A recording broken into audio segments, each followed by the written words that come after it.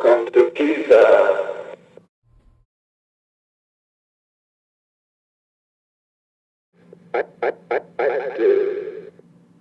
Alright, now I'm going to be going over what a standard G or a Manassas cover, I guess is what I would call it. Now, once again, the phaser is held exactly the same as I taught you before, okay?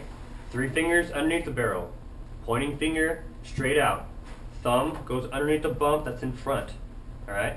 Same thing with the wrist. Wrist bump goes inside of there, pushing against the little bump that's on the side of the sensors on the phaser. Okay, it goes. Your arm basically goes along this little. There's a little extra part on the phaser that's right here. It goes. It pushes against that with your forearm, and that little wrist, that little weird thing in your wrist, goes right with that little. That was weird.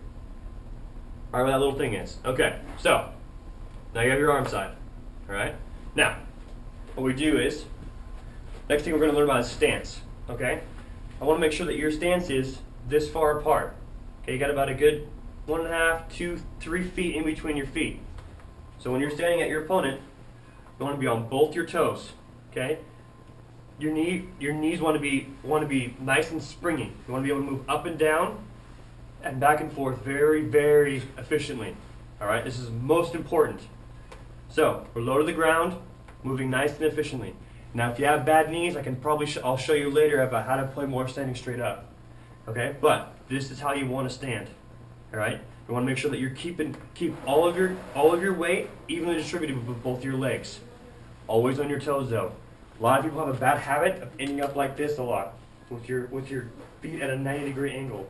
This is not good. You're off balance. Your shots come off weird. It's not the efficient way. This is the efficient way to stand in your cover. All right. Now, this is the hard part, how to hold the back part of the phaser. A lot of people tell you to cup the bottom like this and then put your hand on top. No, do not do this. This is very inefficient. You will get shot through your cover constantly, and especially underneath. Do not do this. What you do is, you have 2 fingers. You're going to have your small finger and your third finger, your ring finger. These 2 fingers go either 2 places, depending on how big your hand is.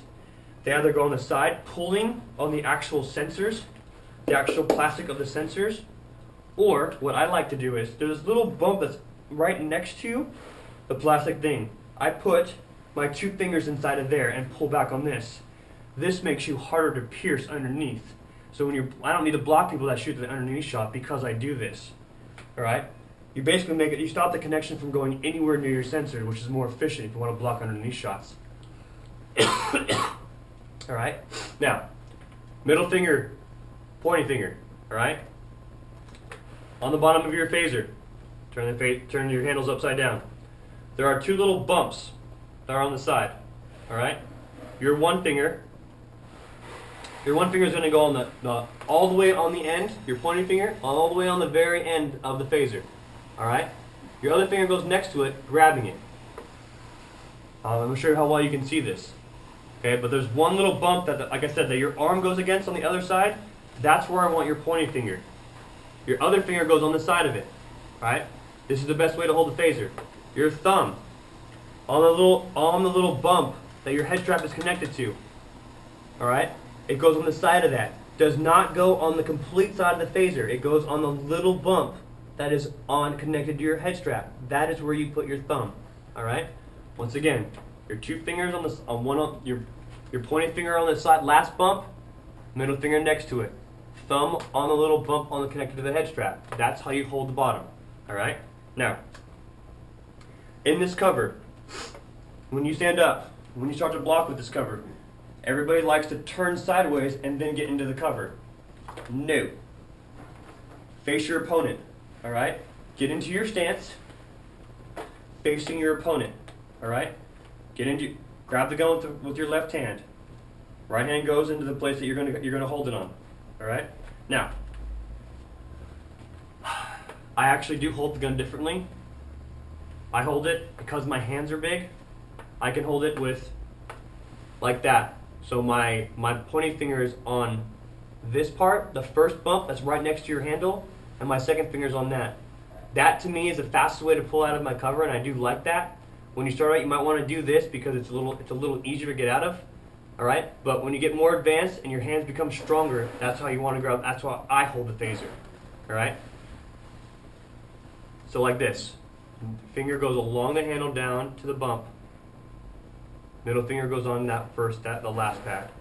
Okay, you can do it either way. Find out what is best for you, what is best for your hand type. All right. People with smaller hands tend to have to do this because their thumb doesn't go all the way to the side. So I try to teach them that because it's easier to get your thumb on the side. Whichever way is easiest for you to hold, all right? Because I put my fingers go way up on that phaser, all right? So, now we're back up. Sorry, apologize for that.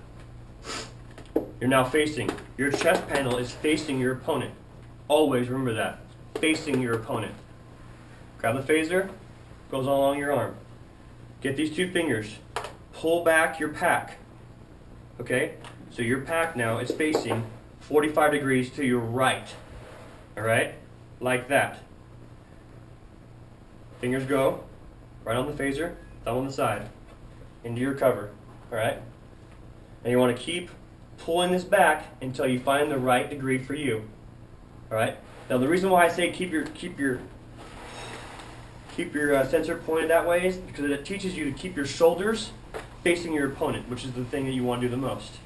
By doing this, by keeping your shoulders facing your opponent, you'll make your stance wider, make it a lot harder to shoot your back. When you turn like this, what you do is you show the inside of your back right back here. This part right here, if you shoot directly, you will tag the person in the back. You don't want to do that. Keep your shoulders square to your opponent.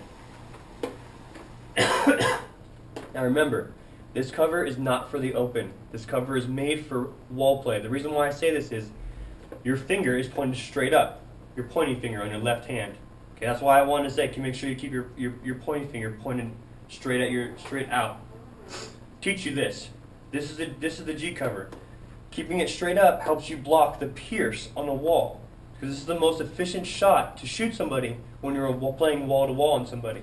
So when I'm playing wall to wall, I want to try to block that as much as possible, which is why I hold it straight up like this. Your handles, I'm not really putting my handles to the side like this. They're almost facing my opponent to help me block that pure shot. It also is excellent for coming out of your cover as fast as possible because you only have to go 90 degrees. All right?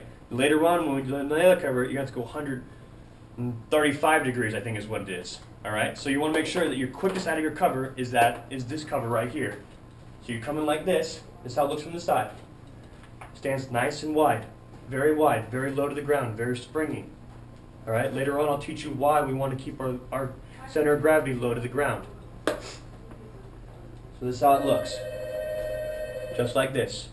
All right, pull out is simple like this.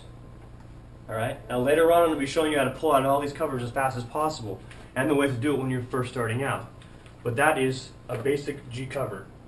They call it the pork chop, you can call it whatever. Remember, the most important thing about this cover, covering that pure shot on a wall, right? Now, the next cover I'm going to be showing you is the Cowlick cover.